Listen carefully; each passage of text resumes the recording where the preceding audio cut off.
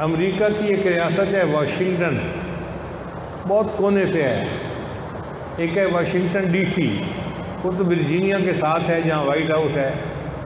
یہ واشنگٹن ریاست وہ ہے جہاں پہ جہاز بنتے ہیں. ایک دفعہ میرا پروگرام وہاں ہوا تو میں نے مسجد میں بیان کیا، تو مسجد کے جو ایک صدر تھے وہ مجھے کہنے لگے کہ حضرت ایک امریکن خاتون ہے جو مسلمان ہوئی ہے، بڑی اچھی مسلمان ہے، اس کو دیکھ کے مسلمان عورتیں تو بتائے وہ کہ نیک بن جاتی ہیں، لیکن وہ ہر عالم سے کچھ دین کی باتیں پوچھتی ہے اور بیان سے بڑی متاثر ہوئی ہے. کہتی ہے کہ یہ مجھے آدھا گھنٹہ سوال پوچھ رہے ہیں. میں ان کا پردے کا انتظام کر لیں، پوچھیں سوال جو پوچھ رہے ہیں. خیر جی، اس نے آدھا گھنٹہ سوال پوچھے. اس کے سوال اکثر سائنس سے متعلق تھے. جب میں نے اس سے پوچھا کہ کوئی اور سوال ہے تو کہنے لگی نہیں، میری طبیعت بہت مطمئن ہو گئی ہے اور میں بہت خوش ہوں کہ مجھے جو تلاش تھی وہ مجھے حاصل ہو گیا. میں نے اس سے کہا کہ اچھا اب آپ نے سوال پوچھ لیے، ایک سوال میں بھی پوچھتا ہوں. مجھے یہ بتائیں کہ آپ مسلمان کیسے ہوئی؟ عام طور پہ یا تو کوئی دوست مسلمان ہونے کا ذریعہ بن جاتا ہے، یا کوئی ماحول یا کوئی خواب، کوئی نہ کوئی وجہ بنتی ضرور ہے. اس نے اپنا حال سنایا. کہنے لگی تھی کہ میں عیسائی گھرانے کی لڑکی ہوں اور میرا خاوند یہودی تھا. ہم دونوں امریکہ میں جاب کر رہے تھے، میں بھی انجینئر تھی، وہ بھی انجینئر تھا. ہماری کمپنی نے جدہ میں آفس کھولا اور انہوں نے ایک سرکولر بھیجا کہ اگر لوگ یہاں سے جدہ جا کر جاب کرنے میں انٹرسٹڈ ہوں تو بتائیں، ہم ان کو تنخواہ بھی زیادہ کر دیں گے اور 2 سال کے بعد پھر ان کو واپس لا کے پروموٹ بھی کر دیں گے. کہنے لگے میں نے اپنے خاوند سے مشورہ کیا، ہم نے کہا چلو مسلمانوں کا ایک ملک بھی دیکھنے کا موقع مل جائے گا اور پروموشن بھی ہو جائے گی. ہم دونوں نے اپنی اپلیکیشن دے دی تو ہماری جو نوکری تھی وہ جدہ میں آ گئی.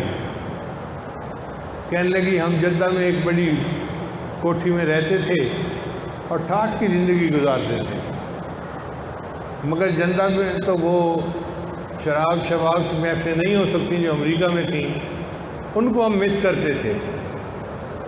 تو میں روزانہ شام کو اپنے خاوند کو کہتی کہ مجھے باہر لے کے چلو، تو وہ سڑکوں پہ 2-4 چکر لگوا کے لے آتا.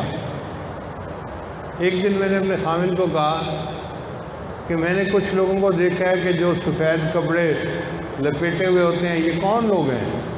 اس نے کہا یہ مسلمان ہیں اور یہ بیت اللہ جاتے ہیں عمرہ حج کرنے کے لیے. میں نے کہا ہم کیوں نہیں جا سکتے؟ اس نے کہا ہمارا داخلہ ممنوع ہے. میں نے کہا کوئی بات نہیں، ہم کوشش کرتے ہیں، اگر نکل گئے تو نکل گئے، نہیں نکلے تو واپس آ جائیں گے.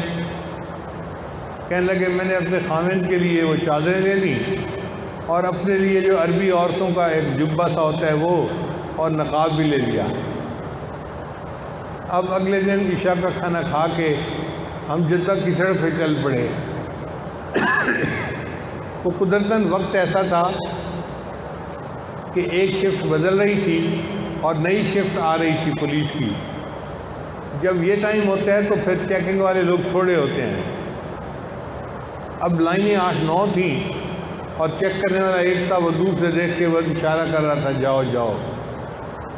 کہتے جب ہم گئے تو ہمیں بھی دیکھ کے اس نے کہا جاؤ، تو ہم تو مکہ مکرمہ پہنچ گئے.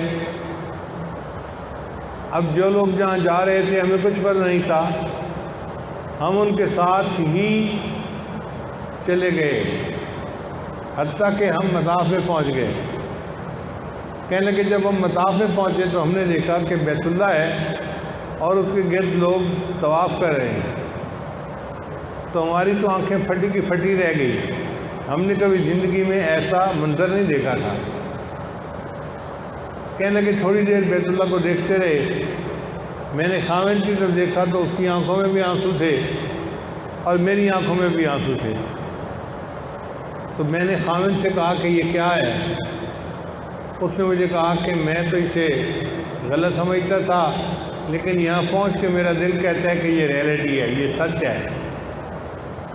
تو جب خاوند نے کہا کہ یہ ریئلٹی ہے، سچ ہے، تو میں نے ان سے کہا پھر اسلام قبول کرنے میں رکاوٹ کیا ہے؟ ہمیں کلمہ پڑھ کے مسلمان ہو جانا چاہیے۔ وہ دونوں میاں بیوی بغیر کسی کی دعوت کے صرف بیت اللہ شریف کو دیکھ کر اللہ نے ان کو ایمان کی توفیق عطا فرما دی۔